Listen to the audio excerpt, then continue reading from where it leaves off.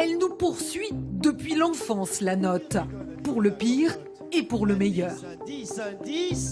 Adultes, on s'en croyait débarrassé. Voilà qu'elle nous colle à la peau. Un achat, une vente sur Internet. À chaque clic, nous sommes notés et nous notons. Restaurateurs, commerçants, artisans, personne n'y échappe. Pourquoi cette frénésie d'évaluation? Faut-il poser des limites? Jean-Claude Seynaud propose ses services sur un site de covoiturage. Avec 53 voyages à son actif et 5 étoiles le maximum, il inspire confiance et ça lui plaît bien.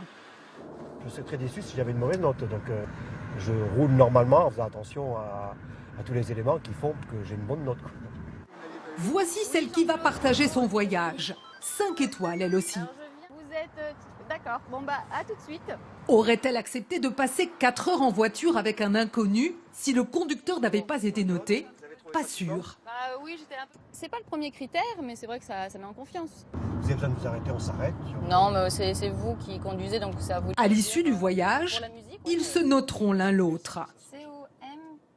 La notation, pour trier les bons et les mauvais, Anne-Laure Enjolras a décidé de l'appliquer aux commerçants et artisans de son quartier. Elle a lancé une application, Do You Know, qui permet aux clients de les noter et ils ne s'en privent pas. Alors par exemple, cette boulangerie, elle est hyper belle, vous l'admettez, mais elle n'a pas des super bonnes notes.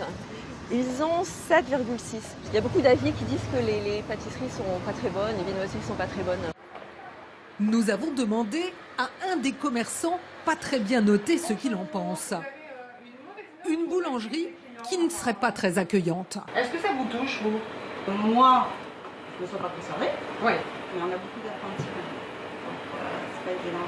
Les booster, les former, c'est pas évident. Ça redonne le pouvoir aux consommateurs. Ça nous permet de choisir en connaissance de cause en fait et de plus se faire arnaquer. Et pour certains, c'est une aubaine.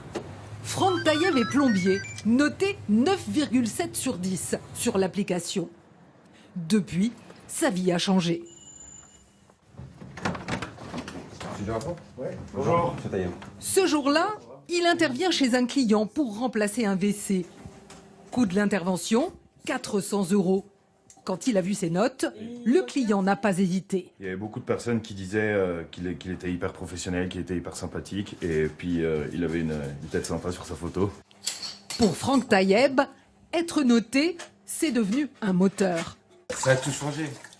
Plus de travail, plus de clients, chiffre d'affaires en hausse. Avant de partir, une fois qu'ils sont contents et qu'on sait que tout s'est bien passé, on leur demande mettez un petit commentaire s'il vous plaît, et qu'ils soient super. Une note peut faire basculer une vie professionnelle, et pas toujours dans le bon sens.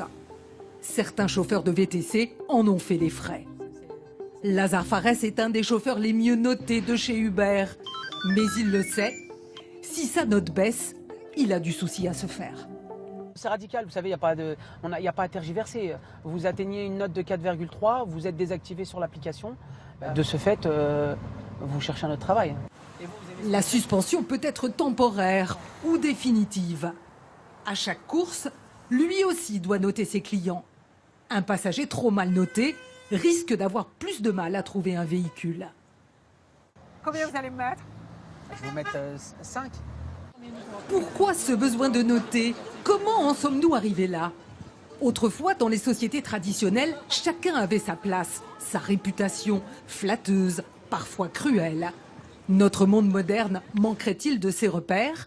On a posé la question à ce philosophe.